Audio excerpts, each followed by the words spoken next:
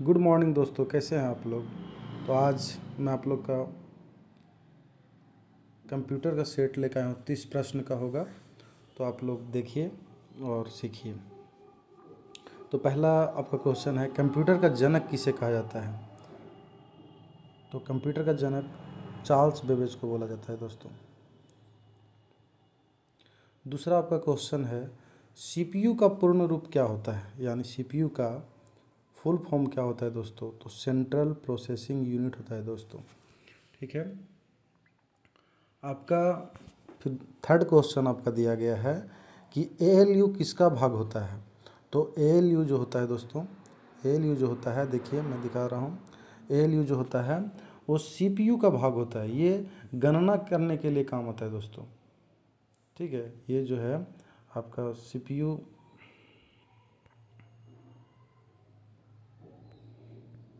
ये क्वेश्चन जो है एएलयू किसका भाग होता है। तो ये जो है सो ये सीपीयू का होता है दोस्तों। ठीक है।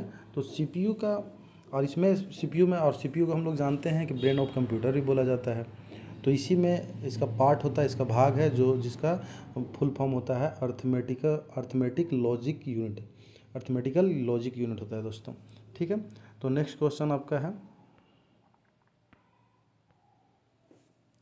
तो इसका आंसर हो जाएगा दोस्तों ये सीपीयू। ठीक है दोस्तों, सीपीयू। चलिए नेक्स्ट, कंप्यूटर की स्मृति को क्या कहा जाता है दोस्तों। तो ये बहुत अच्छा क्वेश्चन है और बहुत इजी भी है, कह सकते हैं। तो इस स्मृति का मतलब याद करना होता है। तो किस में याद किया जा सकता है, किस में रखा जा सकता है। तो मेमोरी। और कंप्यूटर की स्मृति को क्या कहते हैं, तो मेमोरी। ठीक है। चलिए अब इसका 5 क्वेश्चन नंबर है, हार्ड डिस्क किस प्रकार की मेमोरी होती है। तो ये जो होते हैं वो सेकेंडरी मेमोरी होते हैं दोस्त। ठीक है, इसका जो होता है सेकेंडरी मेमोरी होता है। नेक्स्ट, ऑपरेटिंग सिस्टम क्या है। तो ऑपरेटिंग सिस्टम जो है वो एक सिस्टम सॉफ्टवेयर होता है ना। देखिए दो तरह का होता है सॉफ्टवेयर, एक एप्लीकेशन सॉफ्टवेयर, एक सिस्टम सॉफ्टवेयर। तो ऑपरेटिंग सिस्टम जिसको ओएस बोलते हैं शॉर्ट में, तो ये सिस्टम सॉफ्टवेयर होता है दोस्तों। नेक्स्ट क्वेश्चन आपका है, विंडो किस प्रकार का ओएस है। देखिए अभी आ गया, विंडो जो है किस प्रकार का ऑपरेटिंग सिस्टम है। तो इसको जीयूआई बोलते हैं शॉर्ट में दोस्तों। इसका होता है ग्राफिकल यूजर इंटरफेस। और ये जो है नेक्स्ट आपका लिनक्स। विंडो के जगह अब लिनक्स आ गया दोस्तों। तो ये किस प्रकार का लिनक्स किसका उदाहरण है दोस्तों। तो ये जो है ओपन सोर्स का उदाहरण है दोस्तों। ये जो है ओपन सोर्स का है। ठीक है। अब देखिए 9 क्वेश्चन आपका है, एक्सटेंशन का सवाल है। .exe फाइल उपयोग किसके लिए होता है।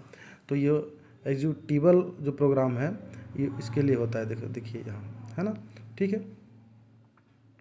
अब एमएस वर्ड किस प्रकार का सॉफ्टवेयर होता है दोस्तों।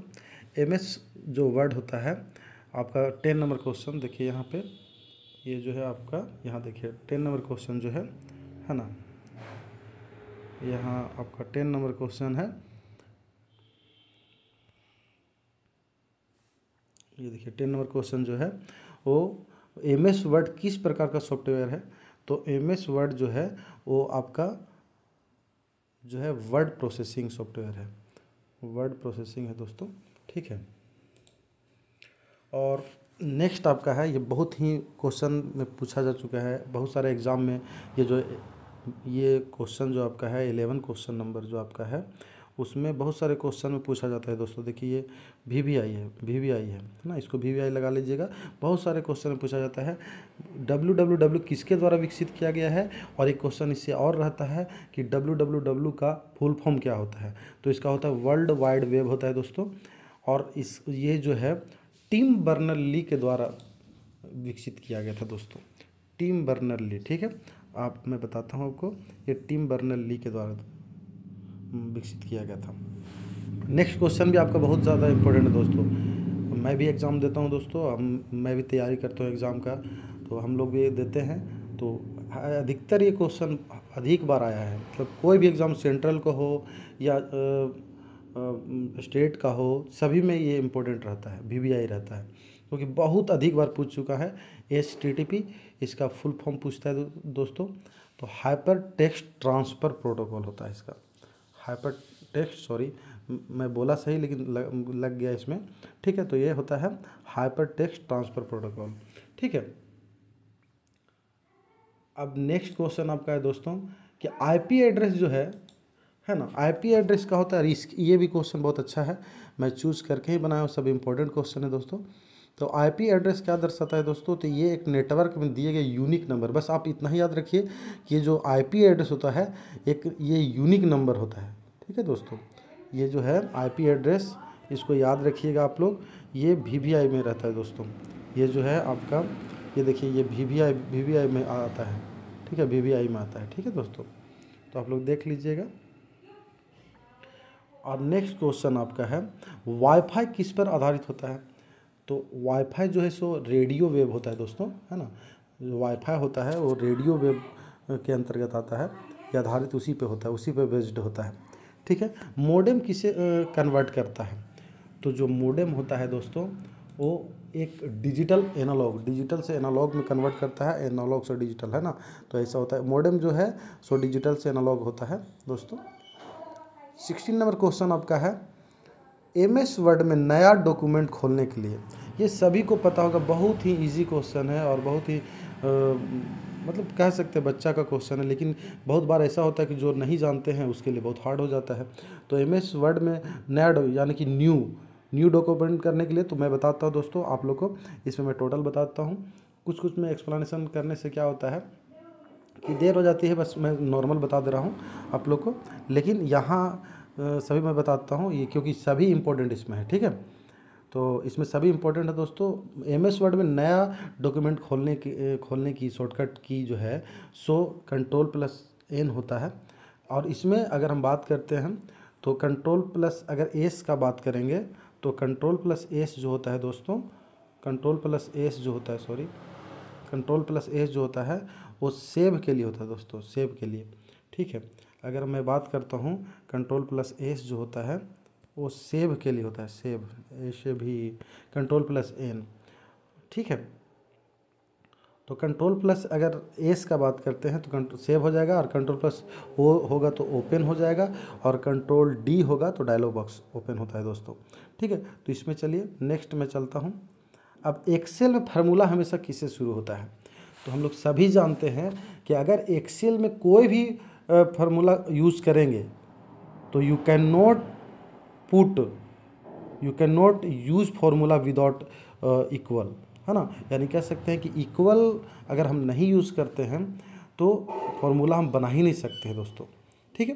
तो आप =का प्रयोग करेंगे और तभी कोई भी फार्मूला अगर यूज सम है, समीफ का है ना। सम आप लोग सभी जानते हो कि सम का सबसे इजी क्वेश्चन का रहता है, सबसे इजी फार्मूला रहता है सम। अगर हम लगाते हैं उसके पहले हमको मस्ट है आपको लगाना कि एकदम इक्वल लगाइएगा, तभी आपका फार्मूला यूज़फुल होगा, उसके बिना नहीं हो पाएगा, मतलब होगा ही नहीं आपका फार्मूला, ठीक है। तो नेक्स्ट क्वेश्चन आपका ये जो है तो आपका =, हो जाएगा MS पावर पॉइंट का एक्सटेंशन जो होता है, तो पावर पॉइंट का एक्सटेंशन होता है .ppt दोस्तों, है ना, ठीक है, .ppt, है ना, ये याद रखिएगा, .ppt होता है दोस्तों।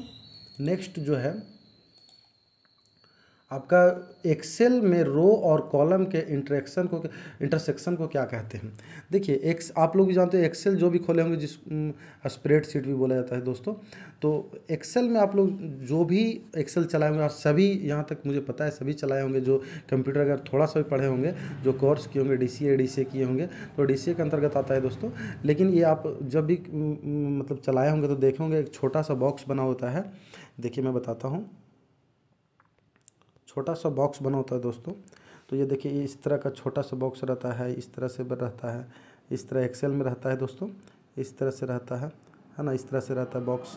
तो ये सब बॉक्स, ये छोटा सा बॉक्स को ही हम लोग क्या बोलते हैं, सेल कहते हैं दोस्तों। कि रो आपका रो कॉलम को अगर हम करते हैं, रो और कॉलम को मिला के बनता है बॉक्स, तो उसे हम सेल कहते हैं दोस्तों, सेल कहते हैं, ठीक है। नेक्स्ट वर्ड में बोल्ड, ये सभी जानते हैं दोस्तों कि वर्ड में बोल्ड Ctrl+A से ऑल सेलेक्ट होता है, B से बोल्ड होता है दोस्तों, B से बोल्ड होता है, C से कॉपी, D से डायलॉग बॉक्स, E से सेंटर, सभी को पता होगा दोस्तों। और अब इसमें जो है रैम वोलेटाइल मेमोरी और नॉन वोलेटाइल मेमोरी में आता है दोस्तों। तो किस में आएगा, तो रैम किस में आएगा, तो वोलेटाइल मेमोरी में आएगा दोस्तों, ठीक है।